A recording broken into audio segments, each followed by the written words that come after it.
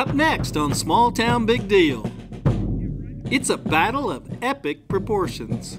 Where are you from? I'm from the north. That'll be easy. Yankees. And later on, I get to race a legend. It's gonna be close. He's retired and I'm just about retired. All in this episode of Small Town Big Deal.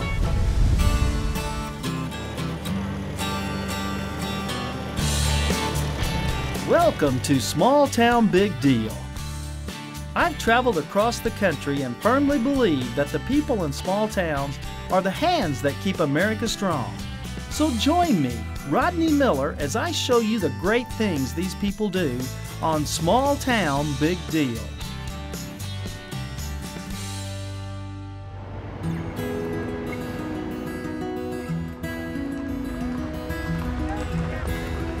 We're in Perryville, Kentucky. A typical small, quiet town in central Kentucky. But 150 years ago, it was anything but that.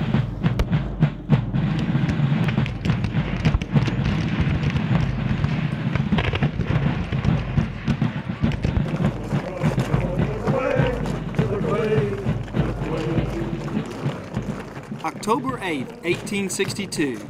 The peaceful farming town of Perryville was site to the bloodiest Civil War battle in Kentucky.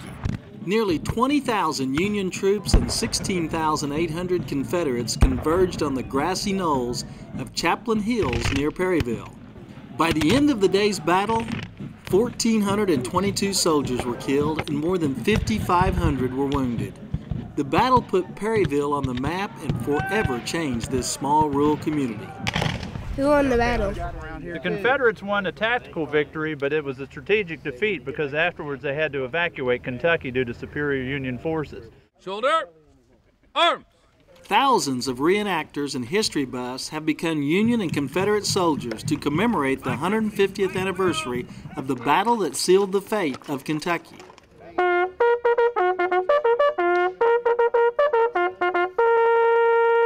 I met up with Joni House, one of the battlefield's preservationists, to find out why this battle was such a big deal in Kentucky. Joni, how did this battle put Perryville on the map? Well, during the summer of 1862, the Confederate Army started on a five-front offensive that pretty much covered all of the Deep South, moving north. During the same time, the Western armies were moving into Kentucky because they wanted all the resources of Kentucky, specifically the men. At the conclusion of this battle, Bragg's army was turned back into Tennessee. So you have two massive defeats of two large Confederate armies within about 3 weeks of each other. And that gave Abraham Lincoln the go-ahead really to issue the Emancipation Proclamation. Had the Western armies lost in this theater, he probably would not have been able to do so. So this is an extremely important battle in getting that offensive crushed for the South. Why do you have such a passion for maintaining this history? I feel very strongly about keeping this place alive. I had relatives that fought right here on this battlefield, the 20th Kentucky Infantry. This reenactment keeps it very tangible to these people and makes it worth something to them.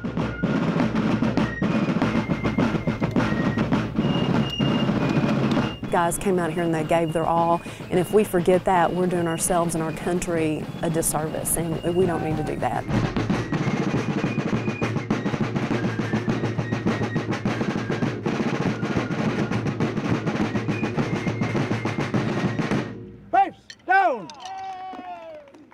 Reenactors, young and old, are passionate about sharing their history with visitors to the battlefield, and Ryan Townsend is no exception. Ryan, why do you do this? Well, I've always had a love for history and everything, and considering I had ancestors who fought in the Civil War, I mean, it's just kind of second nature to me, I guess. Let's go down here and I'll show you a camp of what the typical soldier would have been living in, or what the actual camp might have looked like. What do they call those guys that run? Sutlers? No, like guys that abandon the battle, what are they called? Oh, deserters. So do you have any deserters? Not today, I hope. Pick, very now.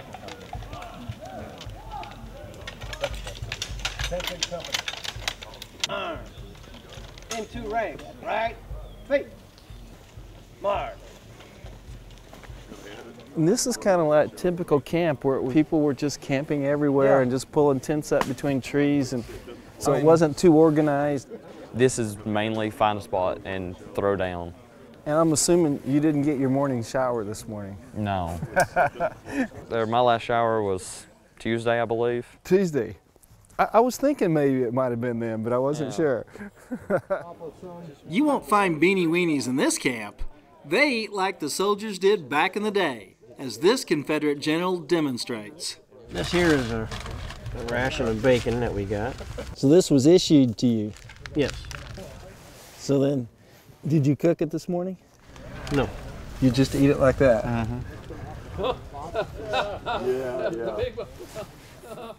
I've never eaten uncooked bacon before, but it's not bad. I can't believe these Yankees think they're going to come down here and take over this beautiful state. We win this battle, I think the boys of Kentucky will flock to our ranks.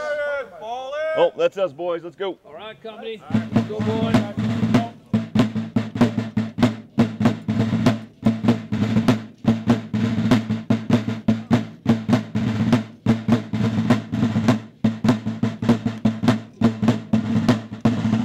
The armies are starting to form up. Italian right. Right. Fade. Forward. March. Don't change that channel, because the battle is up next.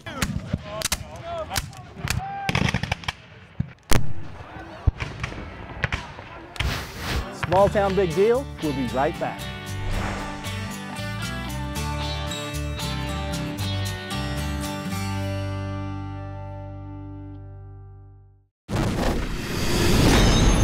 It's time to man up with Massey. Take it from the dairy farmers who already have. It's a great tractor, absolutely excellent fuel economy, and it's dependable. CVT is great, you never have to shift. I liked it because it goes real slow. It makes you more productive. They're the best performing tractor out there. We're not just out to change your tractor. We're out to change the game. Go to manupwithmassey.com. Need a new building right now? When you build with Morton Buildings, we bear the elements to construct your building. Whether you need a garage, hobby shop, or a storage building, we're here for you. And you get quality that only comes from a Morton. So give us a call at 800-447-7436 and ask us about special discount pricing when you build right now. Morton Buildings, celebrating 110 years in business.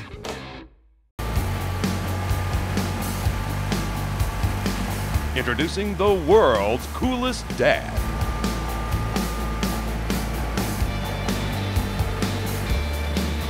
On the world's fastest lawnmower.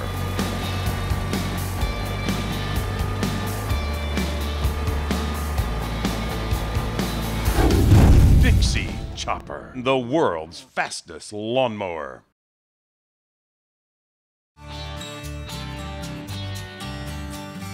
All right, you all set, girl? I am. Let's go shopping.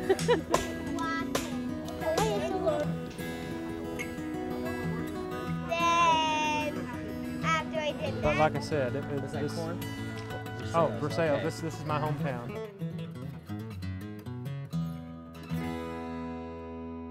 We're still in Perryville, Kentucky, but I've found out reenactors aren't just soldiers, they play civilians too.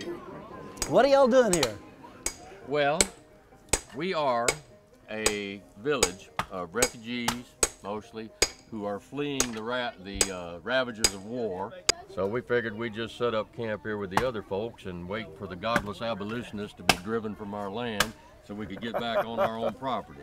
What did you refer to the Union Army as?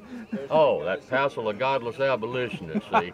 Godless abolitionists who fondly cherish the memories of the wanton waste and desolation that their barbarous torches spread throughout our land. So, would you say you're on the fence between the North and the South? No, sir. I don't cotton much to Yankees, okay?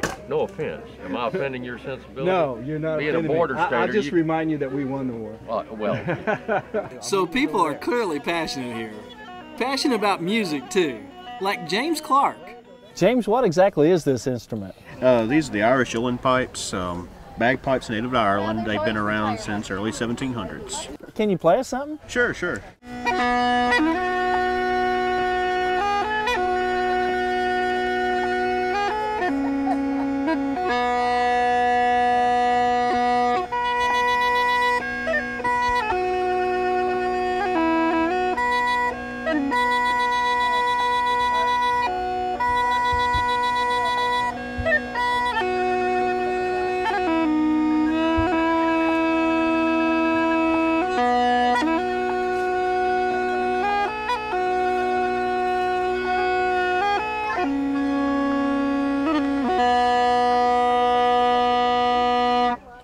Now that is really getting your whole body into it. The Living History Village really shows how life was different back in 1862. So y'all are washing the breakfast dishes? Yes, we are. We got a little bit of a late start this morning. This is just the kitchen duty, so this is what you guys did here supporting all the troops. And it will be time to start lunch here in a few minutes. So it's a never-ending job. By the time you get one meal cleaned, it's time to start the next. Kimberly, why do you do this? I got hooked on the costumes, but for me it became more important because I never liked history. I really didn't get into it. It just never grabbed me. But then once I got to interact in it, I became very involved, and now I want to learn about it. What I've always loved is that this is just another way to get people to see what it was like. I mean, history is boring for a lot of people because it's just names and dates. But when you look at a quilt that was, handmade, when you look at, dresses that were made by somebody, or you're out here and you see it. You see the weird ways they cook their food. Which is different? They don't use a fire? Well, no, they'll use the fire, but it's not by the turn of a dial. The most popular Union fighting song, the battle cry of freedom. Yes, we'll rally round the flag, boys, rally once again, shouting the battle cry of freedom. We will rally from the hillsides, gather from the plains, shouting the battle cry of freedom. You also learn about the die-hard and the not-so-die-hard reenactors. Where are you spending the night tonight? We're probably going back to the hotel. Now that is my kind of reenactor. Go to a hotel and get a shower. That's what we do. We're prima donnas like that. First call! They're starting to form up for the battle. It's getting interesting now. Let thy good angels have charge of us. With thy loving kindness defend us as with a shield. May Almighty God bless you. In the name of the Father, and of the Son, and of the Holy Ghost. Amen.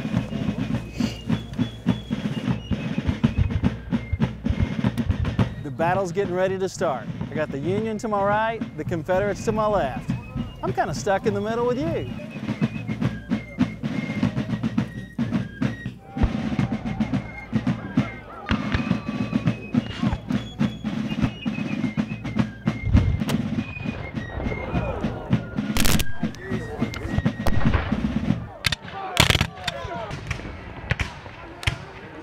Although this is a reenactment and no one's getting hurt, I got a friendly reminder from Union General David Shackelford about the hallowed grounds we were standing on. This is where the actual battle occurred, on this very land. Men died on this ground right here. And it wasn't exactly a victory for either side. It was not. It's not a Gettysburg type battle. It's not an overwhelming victory for either side. And the Union commander never even knew the battle occurred until it was over with.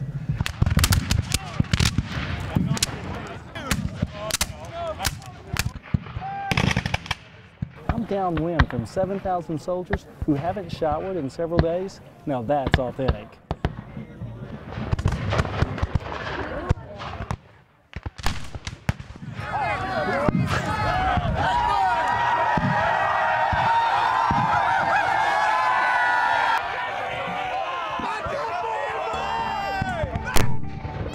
The last cannon is fired. The battle is over. It's time to call it a day, but not without us all learning something. Why'd you come today? We brought these young men over to see the Civil War reenactment, show them a little bit of history.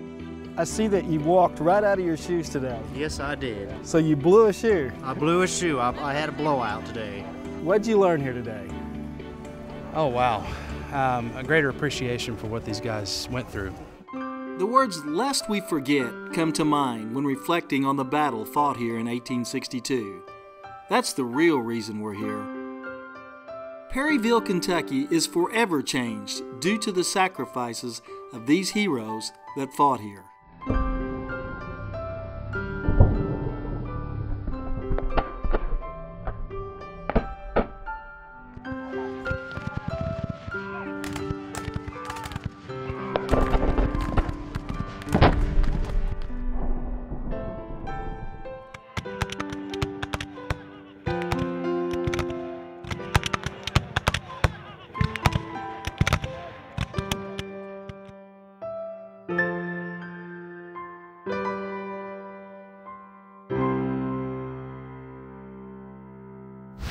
You won't want to miss what's up next. He's retired and I'm just about retired.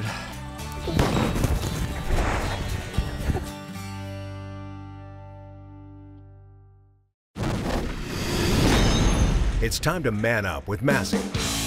Take it from the farmers who already have. We were John Deere, that was in our blood. We are now colorblind. We are looking for value. Simply just gets the job done.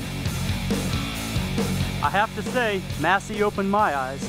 This isn't your daddy's Massey Ferguson. We're not just out to change your tractor. We're out to change the game. Go to manupwithmassey.com. Hi, I'm Rodney Miller, host of Small Town Big Deal. I recently got wind of a way to make my pond picture perfect, and it's all thanks to my good friend John Redd at Outdoor Water Solutions. Thanks, Rodney. At Outdoor Water Solutions, we manufacture a wide range of pond products, including the windmill aeration system that you see behind me. So if your pond has moss on the top or black muck or organic matter on the bottom, then you need to look at our products. And John, how can our viewers find out about you? You can go to our website, which is outdoorwatersolutions.com. We know who made that hitch. We know who cut the steel, who milled the ball, and who welded the seams. We know who tested, measured, and checked. We even know who thought the whole thing up. We're B&W, and we know your hitch. Because we don't make them halfway around the world. We make them all right here. B&W. Trusted.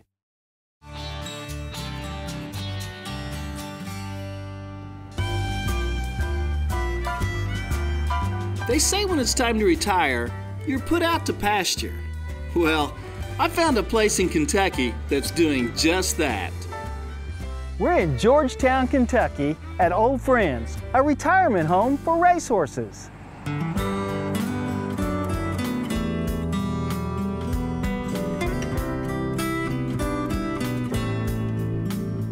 Old Friends is the home to some of the most famous racehorses in modern times. Horses that ran in the Kentucky Derby, Belmont Stakes, and many others. They are the stars of the sport, and Old Friends founder Michael Blowen makes sure they get the retirement they deserve. This is Marquetry. He's my favorite. First of all, he earned almost $3 million on the racetrack, and on top of that, he is just as sweet as possibly can be. And he races me every day. He lets me go in the paddock and race him, and he's just unbelievable. Michael started his career as a movie critic for the Boston Globe, but despite all the movie stars he met, he was more starstruck with the racehorses he saw at the track. Popcorn Delights played Seabiscuit in the movie, one of 8. It's funny, his name's Popcorn Delights and his nickname's Pops, and Seabiscuit, the character he played, his nickname was Pops. Michael, you obviously have a lot of passion for horses. How did you get started in this? Well, I got started in this, Rodney, when I was working at Suffolk Downs, and I saw at the end of the day the horses that ran their hearts out were going off to slaughter. And so it always occurred to me that they deserved a lot better than that. And like us. Exactly. when we're done, what are they going to do with us? You're the best. Aren't you the best? Without them, there's no racing. They're the stars of the sport. They're the heart and soul of the sport. He's fabulous. He won almost $1 million on the racetrack. He's about $60,000 short. When I finally retired from the Boston Globe, my wife and I decided we'd give it a shot, and we came down to Kentucky in 2001 and never looked back. In 2003, we got our first horse, and now we have 121. For horse racing fans, names like Sunshine Forever, I'm Charismatic, and Marquetry should ring a bell. These winners call this place home. Marquetry alone captured 3 Grade 1 stakes, including the 1991 Hollywood Gold Cup. To me, having these famous horses here is almost like having Larry Bird and Michael Jordan in your yard if you're a racing fan, What's the cumulative earnings of all the horses you have? It's just over $90 million. Wow, so that was just the horses you have? That's right. And if you count how much they generated as breeding stallions in the breeding shed, it's over $1 billion. This is our cemetery, Rodney, and this is where the final stop for these horses. This is Precisionist. He's probably the greatest horse we ever had here. He had 46 lifetime starts, 20 wins, 10 seconds, 4/3, and earned almost $3.5 million just on the track. And he's in the Racing Hall of Fame. So the horses, once you get them, they really never leave this farm. Even after they die, you bury them here, so they're here forever. That's correct. You know, and they earned it. I mean, we're not giving them anything that they didn't earn. Without them, you just have a bunch of short people running around in a circle, and nobody's going to pay to see that, and they're certainly not going to bet on it. Show me a little more of the farm. Oh yeah, sure. I'll be glad to. We got a couple of horses up here. Now, thoroughbred racehorses all have tattoos underneath their upper lip to identify them. Can we see your tattoo, please? Thank you. He's a ham. Yeah, he is a ham. He's a bigger ham than I am, and that's saying something. Visitors flocked to Georgetown to see the stars who won or lost them money. Back when you were betting on horses, did you ever have any luck back then? Well, I didn't have any luck betting our horses. Financially, it hasn't been that swell. So you weren't so good at picking winners, but you were real good at picking losers. I'm very good at picking losers. In fact, when they made the Seabiscuit movie, I got to play Sam Riddle's best friend. So we're the only two people in the movie that aren't applauding at the end because they needed two losers at the racetrack. Prized. Come on, buddy. You want to say hello to everybody? We're really, really grateful that all these people are coming from all over the world to visit these animals. I mean, this morning I heard 5 or 6 different stories about guys that, you know, got married the day that one of these horses won a race, that met their wives in a certain situation involving one of these horses. So you're getting all these wonderful personal stories. A little to the left, he says.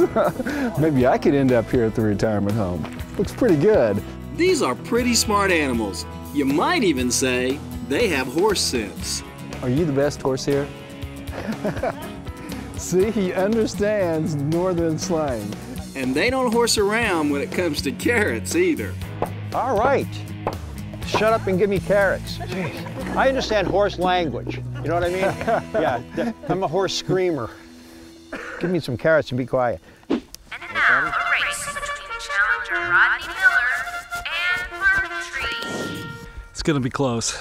I'm not sure who's gonna pull this out, but he's in trouble. He's retired and I'm just about retired.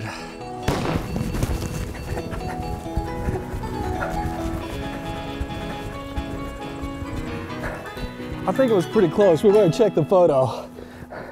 You know, Mark Tree always beats me, but he always beats me by a smaller margin than Rodney. Good race, buddy.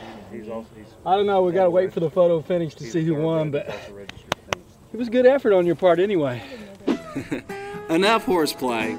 The big deal about this story is the love and care Michael and volunteers like Carol Ayers and old friends give these winners. Carol, what drives you to be a volunteer here? The horses themselves just convince you that they are just magnificent animals. They appreciate the human kindness and compassion, and once you are touched in the heart by the hoof of a thoroughbred, you just can't ever lose it.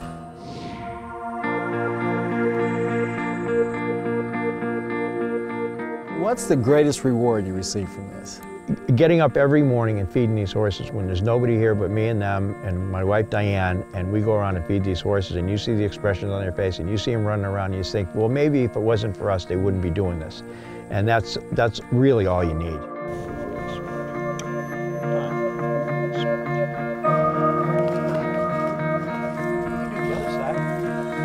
You're such a star. You know that? You're such a star. Huh? We've had a great visit here in Kentucky. If you want more information about this story or any of our stories, just go to our website and like us on Facebook. I'm Rodney Miller. Join us again next week when once again we celebrate the great stories of America's heartland. And you can tell a lot of the guys around here have not had a shower in a few days. I haven't. You know what? Do you watch Small Town Big Deal? I thought so. What are you doing, baby? No, I don't have any carrots. But you think I do, don't you?